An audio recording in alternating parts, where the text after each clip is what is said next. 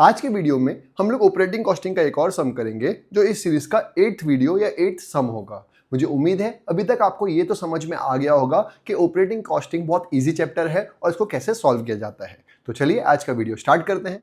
लेकिन video start करने से पहले मैं एक बार आपको याद दिला दूं कि अगर आपने मेरे चैनल को सब्सक्राइब नहीं किया तो प्लीज सब्सक्राइब कर दीजिएगा, क्योंकि आपके लिए तो ये फ्री है लेकिन मेरे जैसे क्रिएटर्स को ये मोटिवेट करता है कि मैं रोज एक नया वीडियो अपलोड करूं ताकि आप जैसे स्टूडेंट्स पढ़ सकें। तो चलिए स्टार्ट करते हैं आज का वीडियो। सबसे पहले क्वेश्चन पढ़ लेते हैं। From the following information calculate cost per passenger kilometre. मुझे क्या निकालना है? Cost per passenger kilometre. Cost per passenger kilometre के लिए हमको सिर्फ दो ही चीज चाहिए होती है। पहला, सारे महीने या सारे ईयर के एक्सपेंसेस जो भी क्वेश्चन में दिया हो वो, और उसको डिवाइड कर देने का सारे महीने या सारे ईयर के पैसेंजर किलोमीटर से। अभी क्वेश्चन पढ़ लेते हैं। इसमें डेटा किसके हिसाब से दिया हुआ है? ज्यादा डेटा अगर पर मंथ के हिसाब से दिया तो पर मंथ के हिसाब से कैलकुलेशन कर लेंगे, अगर पूरे साल का डेटा दे रखा है तो पूरे साल के हिसाब से कैलकुलेशन कर लेंगे। तो चलिए देखते हैं। ये सारे खर्चे दिए हुए हैं, ज्यादातर खर्चे पर मंथ में दिए हैं तो हम लोग पर मंथ के हिसाब से कैलकुलेशन कर लेंगे। नीचे देखेंगे तो आपको दिया है total kilometres in a month, ये भी मंथ के हिसाब से दिया हुआ है, तो इसका मतलब किलोमीटर्स भी मंथ में ही दिए हुए हैं तो उसको भी हम लोग मंथ में ही कैलकुलेट करेंगे ऑब्वियसली। तो टोटल किलोमीटर्स दिए हुए 10,000, कैपेसिटी ऑफ बस पैसेंजर्स में दिया हुआ है 40 और कैपेसिटी यूटिलाइजेशन दिया हुआ है 80%। तो ये जो तीन चीजें दी है इसकी मदद से हम लोग पैसेंजर किलोमीटर्स निकाल लेंगे। क्यों? किलोमीटर्स भी है और पैसेंजर की डिटेल्स भी हमारे पास है, और इस सब में कुछ राउंड ट्रिप ऐसा कुछ दिया हुआ तो है नहीं, तो इसका मतलब डायरेक्टली किलोमीटर्स दे ही दिए हैं। तो इन तीन इंफॉर्मेशन के बेसिस पे हम लोग पैसेंजर किलोमीटर्स निकाल सकते हैं और ये सारे इंफॉर्मेशन के बेसिस पे हम लोग खर्चे निकाल सकते हैं। इजी। तो सबसे पहले मैं लिख देता हूं calculation of total passenger kilometres per month.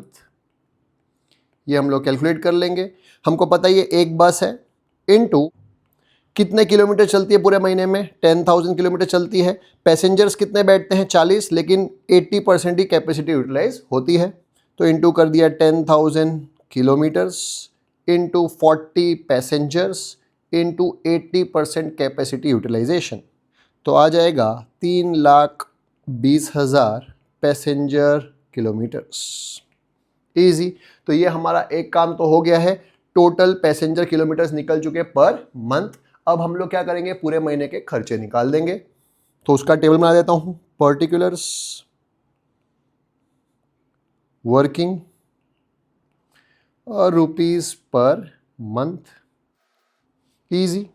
सबसे पहला खर्चा हमको पता ही है, डेप्रिसिएशन होता है। उसके लिए मैं बनाऊंगा वर्किंग नोट नंबर 1। अब अगर क्वेश्चन ध्यान से पढ़ते हैं तो डेप्रिसिएशन के लिए हमको पता है कॉस्ट चाहिए होता है। कॉस्ट ऑफ बस दिया हुआ है 10 लाख, स्क्रैप वैल्यू भी दी हुई है 2 लाख और लाइफ दी हुई है 1 लाख किलोमीटर्स।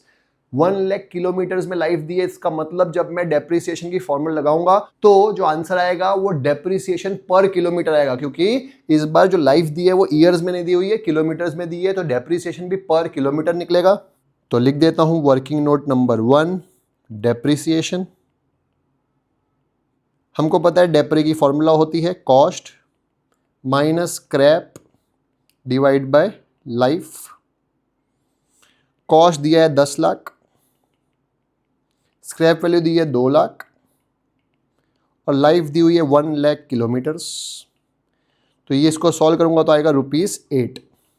ये जो आया है डेप्रीसिएशन आया है ₹8 पर किलोमीटर। ₹8 क्या है? पर किलोमीटर। और हमको पता है पूरे महीने में कितने किलोमीटर्स है? 10,000। ये लिखा हुआ है, देखिए total kilometres in a month कितना है? 10,000, और मंथ का दिया, हमको निकालना भी मंथ का ही है। तो डेप्रीसिएशन मंथ का आ जाएगा ₹8 इंटू 10,000 किलोमीटर्स, तो ये आ जाएगा ₹80,000। ईजी। तो हमारा डेप्रीसिएशन आ चुका है 80,000, तो लिख देता हूँ 80,000 रुपीज़। ईजी, डेप्रीसिएशन हो चुका है।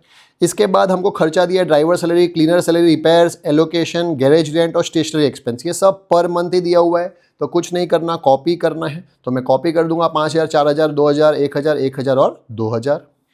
तो लिख देता हूँ ड्राइवर सैलरी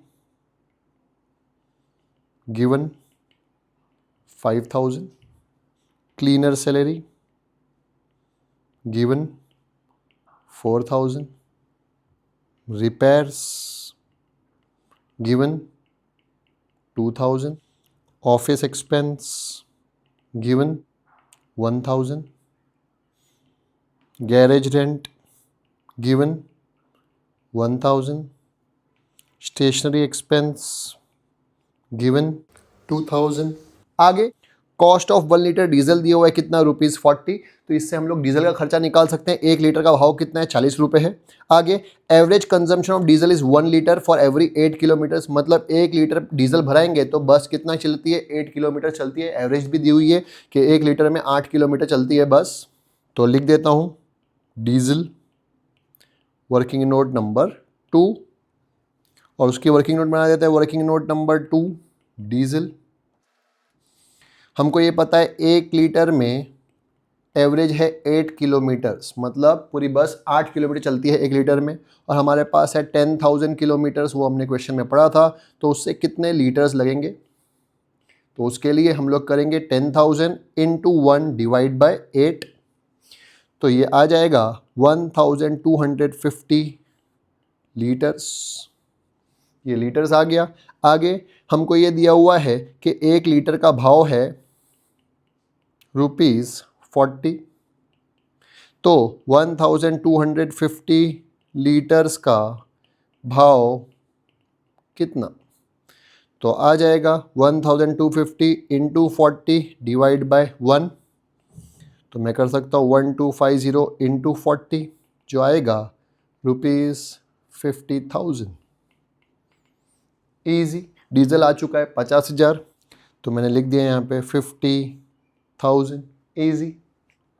आगे oil and other sundry expense दिया है 10% ऑफ डीजल कॉस्ट। ऑयल कितना है, 10% ऑफ डीजल कॉस्ट। डीजल का जो भी खर्चा आया उसका 10% निकाल दूंगा तो ऑयल का खर्चा आ जाएगा। तो लिख देता हूँ ऑयल 50,000 इंटू 10%, जो आएगा 5,000। ईजी। बस और कोई खर्चा तो है नहीं, इससे हमने पैसेंजर किलोमीटर निकाल ही दिए, मतलब सारे खर्चे हो चुके हैं। मैं टोटल कर दूंगा, तो कर देते हैं टोटल, ऐसे एक लाइन खींच देते हैं और टोटल करेंगे इन सब का, तो आ जाएगा 1,50,000 रुपीज़। ईजी। हमारे पास दोनों चीज़ आ चुकी हैं, टोटल खर्चा भी आ चुका है, टोटल पैसेंजर किलोमीटर्स भी आ चुके हैं, अब सिर्फ डिवाइड ही करना है। तो फॉर्मूला लगा देता हूँ, cost per passenger kilometres in rupees is equals to total expenses per month divide by total passenger kilometers per month। Total expenses आया था 1,50,000 और टोटल पैसेंजर किलोमीटर आया था 3,20,000, तो ये आ गया 1,50,000 डिवाइड बाय 3,20,000। इसको डिवाइड करेंगे तो आ जाएगा 0.46875। ये आ गया हमारा कॉस्ट पर पैसेंजर किलोमीटर इन रुपीस। ईजी। मुझे उम्मीद है आपको समझ में आया होगा, बहुत इजी लग रहा होगा ये चैप्टर। कोई डाउट हो कमेंट सेक्शन में ज़रूर लिखिएगा, और अगर मेरा वीडियो अच्छा लग रहा हो तो शेयर ज़रूर करिएगा अपने फ्रेंड्स के साथ। मिलते हैं नेक्स्ट वीडियो में।